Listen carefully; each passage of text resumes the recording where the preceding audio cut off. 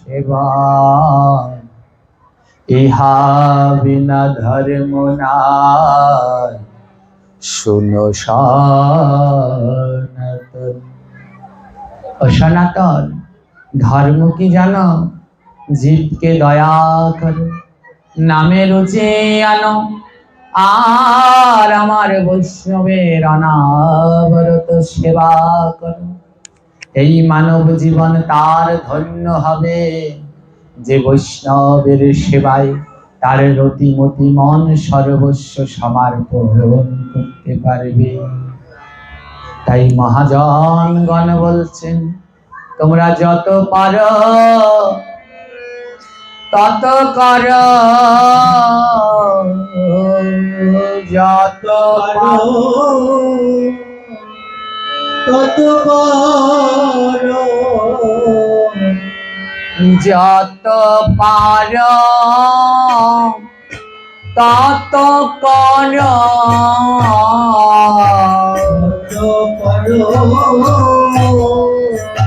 তত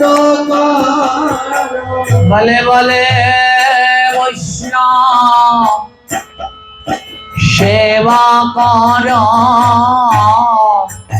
যত পারো তত করো, বলে বৈষ্ণব সেবা করো, যত পারো তত বলে ধরো ধরো চরণ ধরো,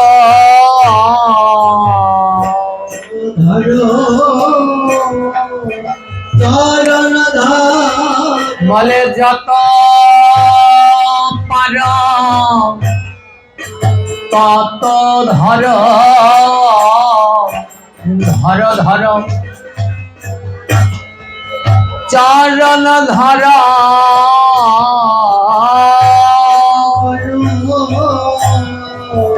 হরে বল হরে বল, ধরো ধরো চরণ ধরো, তোমরা মাখো মাখো আরো মাখো,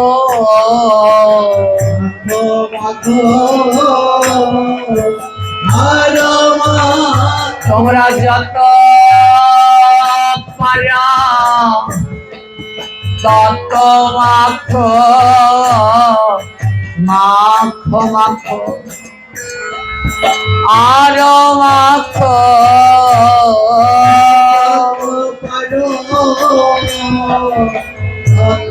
ধরো মাখো মাখো আরো এই ভক্তে ধুলা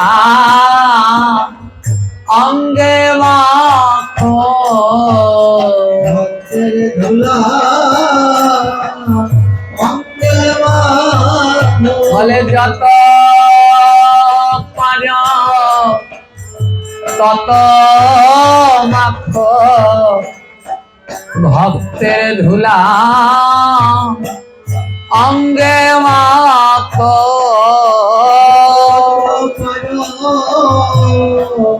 তত মাখো, ভক্তের ধুলা অঙ্গে মাখো। পুরাকালে এক পরম ভক্ত ছিলেন, ভক্তের নাম নারায়ণ ভট্ট। এক শুদ্ধ ব্রাহ্মণ ছিলেন নারায়ণ ভট্ট। যেমন তার ভক্তি, তেমন তার নিষ্ঠা, তেমন তার রুচি ভক্তি বিশ্বাস।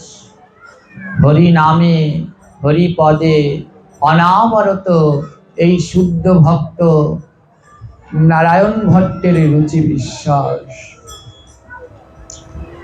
নারায়ণ ভট্ট সংসারী, তার সহধর্মিনীর নাম তার সহধর্মিনীর নাম সুনীতি। দুইজনেই যেমন নারায়ণ ভট্ট তেমন তার সহধর্মিনী সুনীতি, দুজনেই ভগবানের পরম প্রিয় ভক্ত। একদিন স্বামী স্ত্রী দুজনে মিলে ভাগবত কথা হরি কথা শ্রবণ করতে গেলেন। আর যখন তারা ভাগবত কথা হরি কথা শ্রবণ করতে গেলেন,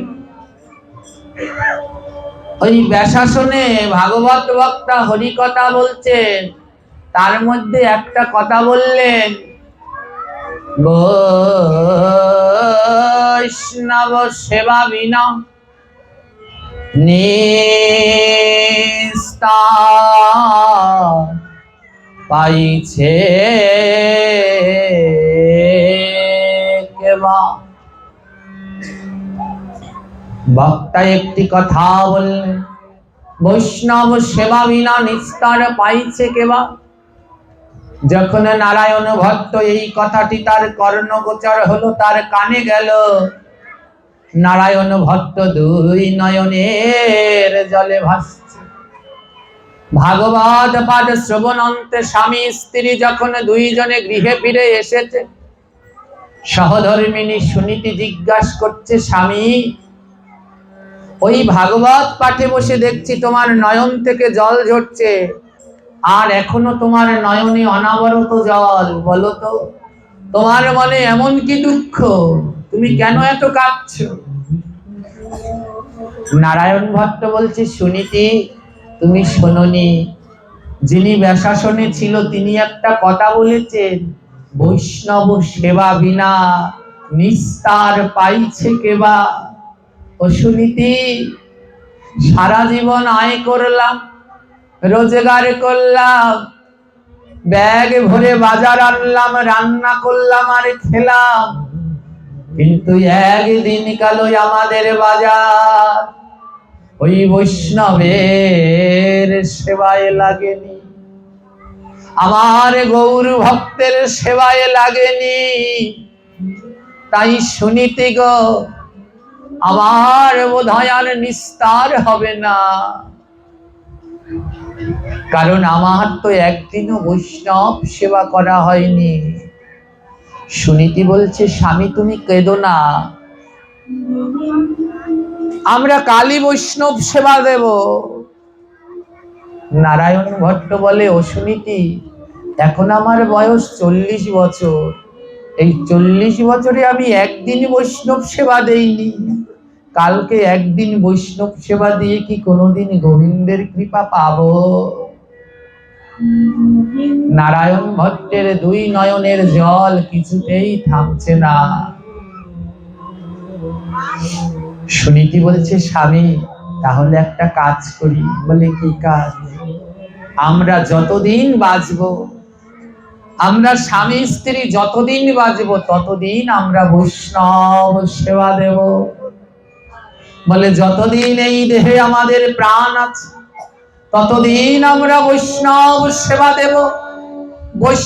বৈষ্ণবের উচ্ছিষ্ট ছাড়া আমরা কিছু নাহি খাবো।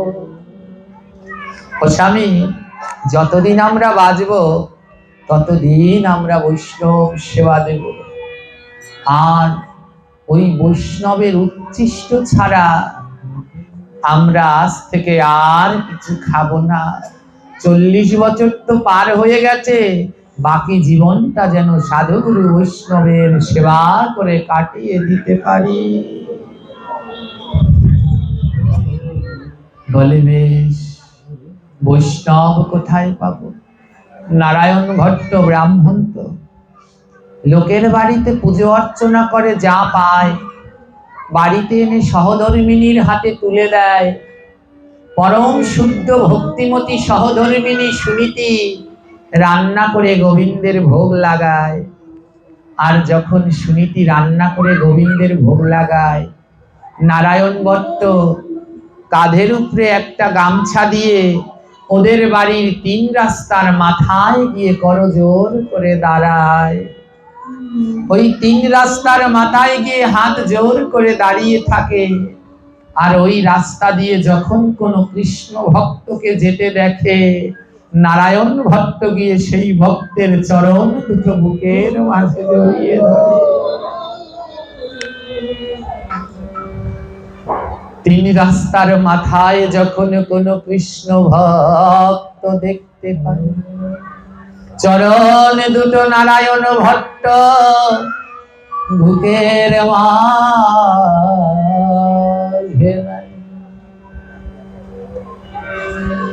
আর কেঁদে কেঁদে ভক্তের কাছে প্রার্থনা জানায়, ভক্ত গো চলো, আজ আমার গৃহে চলো, তোমাদের সেবা না করিয়ে আমি যে সেবা করব না।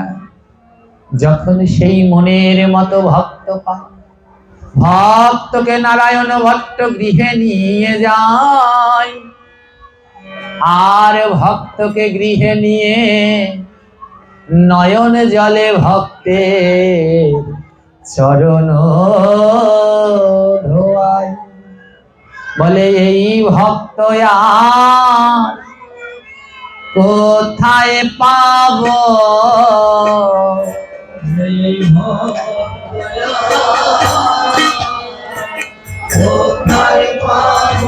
আজি নয়ন জলে ভক্তের চরণ ধোয়াবো। এই ভক্ত কোথায় পাবো,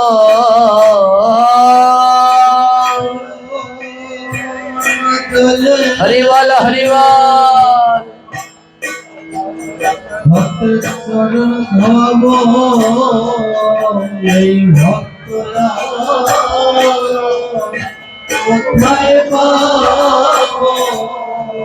বলে এমন ভক্ত কোথায় পাবো। ভক্তের কাছে কেঁদে কেঁদে বলে, ওগো ভক্ত, আমার ভক্তি শূন্য অন্তরে খানি,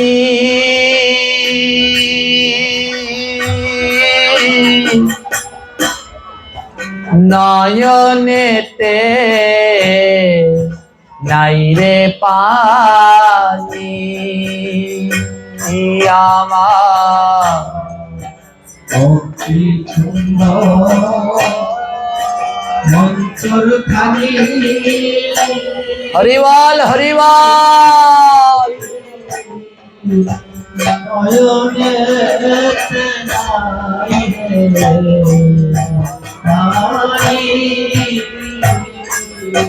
আমার ভক্তি শূন্য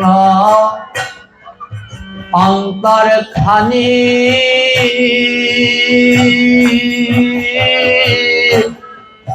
নয়নেতে নাই রে পানি। ভক্তি শূন্য অন্তর খানি,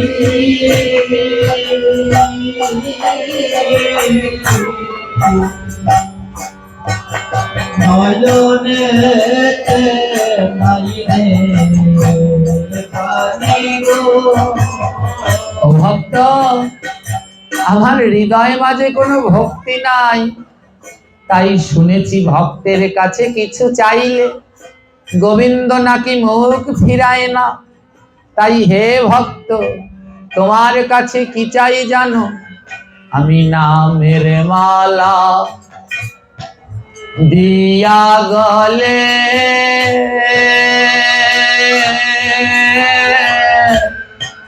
ভাসি যেন নয়ন জলে গো।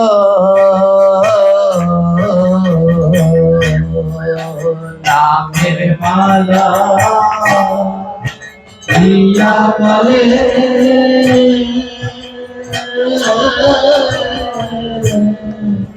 ভাসি যেন নয়ন জলে গো। আমি নামের মালা দিয়া গলে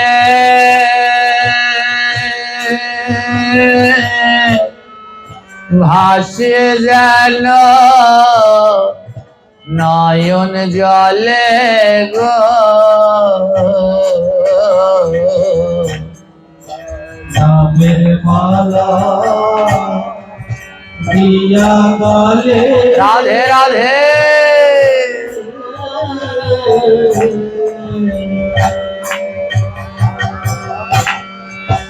ভাসিত নয়ন জলে গো ওই ভক্তের ধুলা কইরা সঙ্গ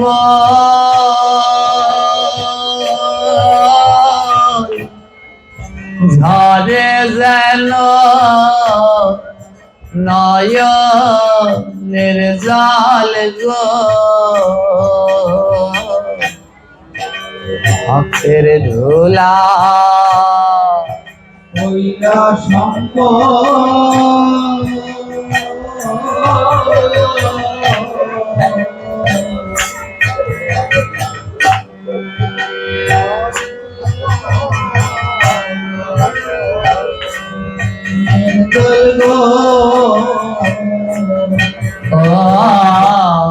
ওই ভক্তের ধুলা কইরা সঙ্গ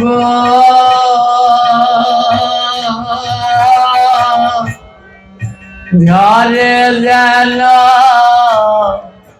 নয়নের জল গো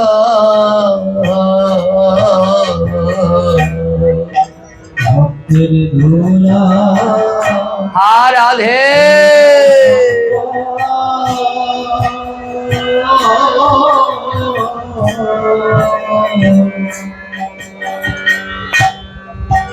ঝরে যেন নয়নের জল গো ওই ভক্তের অঙ্গ করব পর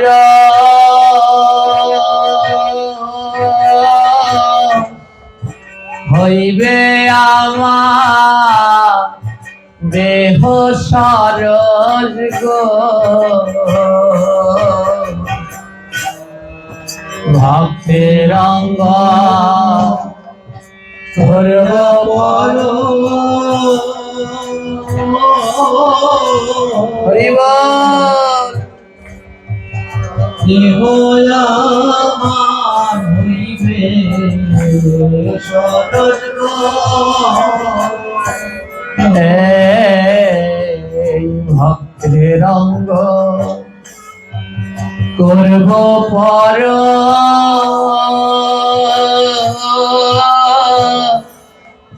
দেহ আমার হইবে সরস গো ভক্তের অঙ্গ করে পর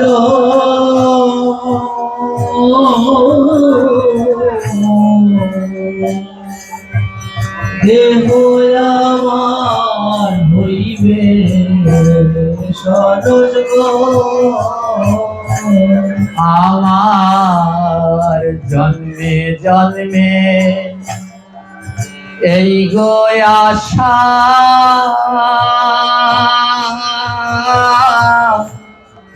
ভক্তের ছর হয় ভরসা গো জন্মে জন্মে এই গো আশা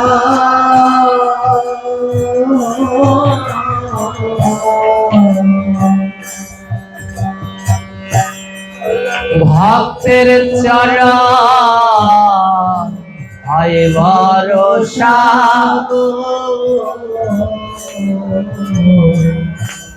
আজ প্রতিদিন নারায়ণ ভট্ট পূজা অর্চনা করে জানে তার সহধর্মিনী সুনীতি রান্না করে গোবিন্দের ভোগ লাগায়। আর প্রতিদিন বৈষ্ণব সেবা দেয়, একদিনও বাদ যায় না। বৈষ্ণব সেবা করার পরে তারা পাতে যে উচ্ছিষ্ট রেখে যায়, ওই স্বামী আর স্ত্রী সহধর্মিনী দুইজনে মিলে বৈষ্ণবের উচ্ছিষ্ট প্রসাদ সেবা করে দিন কাটায়। বৈষ্ণবের উচ্ছিষ্ট ছাড়া কিছু নাহি খায়, নাম প্রেমে দুইজনার দিন কেটে যায়। দেখতে দেখতে বর্ষাকাল চলে আসলো, পুজো অর্চনা কমে আসলো। নারায়ণ ভট্টের তেমন আর এখন অর্থ আয় রোজগার নেই। একদিন সুনীতিকে বলছে, সুনীতি,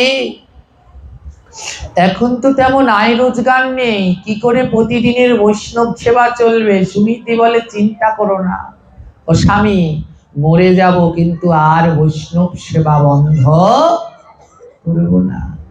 সুনীতির গায়ে যত অলংকার ছিল সব অলংকার খুলে স্বামীর হাতে তুলে দিল, নাও, এই সব অলংকার নিয়ে বিক্রি করে দাও, যে অর্থ হবে তাই দিয়ে প্রতিদিন বৈষ্ণব সেবা চলবে, বৈষ্ণব সেবা বন্ধ হবে না। দেখুন, একে বলে সহধর্মিনী। যিনি স্বামীকে ধর্মের পথে সহায়তা করে তাকে বলে সহধর্মিনী। আজ গায়ের সমস্ত অলংকার খুলে দিয়ে দিলেন, অলংকার খুলে দিয়ে দিলেন। অলংকারগুলো বিক্রি করে প্রতিদিন বৈষ্ণব সেবা চলতে লাগলো। কিছুদিন পরে অলংকার শেষ হয়ে গেছে, কতদিন থাকে টাকা? নারায়ণ ভট্ট বলে, আর তো টাকা নেই, এবার কি করে বৈষ্ণব সেবা চলবে? বলে, চিন্তা করো না, চিন্তা করো না, ঘরের তামা কাঁসা পিতল গুলো সব বের করে দিয়েছে, নাও, এগুলো কি দরকার? বৈষ্ণব সেবার থেকে বড় হয় না, এগুলো বিক্রি করে বৈষ্ণব সেবা চালাও। তামা কাঁসা পিতল সব বিক্রি করে চলতে লাগলো বৈষ্ণব সেবা। বেশ কিছুদিন কেটে গেল। এখন মাটির হাঁড়িতে রান্না করে, কলা পাতায় করে সেবা করে, প্রসাদ পায়। বেশ কিছুদিন চলে গেল, টাকা ফুরিয়ে গেল। বলল, এবার কি হবে?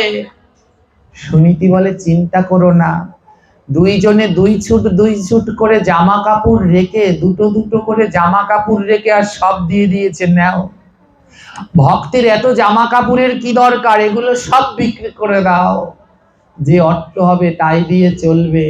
সুনীতি তখন গর্ভবতী, গর্ভে তার সন্তান। বলে, বেশ তাই হোক। সমস্ত নিজেদের পরার শাড়ি কাপড় বিক্রি করে দিয়ে কয়েকদিন বৈষ্ণব সেবা চলল, তাও ফুরিয়ে গেল। বলে, এবার কি করে বৈষ্ণব সেবা হবে? সুনীতি বলে, স্বামী, একটা কাজ করো। কি কাজ? আমাদের ঘরের দরজা জানলাগুলো বিক্রি করে দাও। চিন্তা করুন কেমন নিষ্ঠা ভক্তি রুচি। বলে, ঘরের দরজা জানলাগুলো বিক্রি করে দাও। আমরা তো কাঙাল, আমাদের ঘরে সোনাও নেই, রূপাও নেই, তামাও নেই, কাঁসাও নেই, মাটির পাত্রে রান্না করি, কলা পাতায় সেবা করি। তাই দরজা জানলা তো তাদের লাগে যাদের ঘরে চোর ঢোকার ভয় আছে। ও স্বামী, তুমি ঘরের দরজা জানলাগুলো বিক্রি করে দিয়ে যে টাকা হবে ওই দিয়ে বৈষ্ণব সেবা চালিয়ে যাও। ঘরের দরজা জানলা সব বিক্রি করে দিয়ে চলতে লাগলো বৈষ্ণব সেবা। হরি বল। আমরা মরলে পরে আমাদের কথা কোনো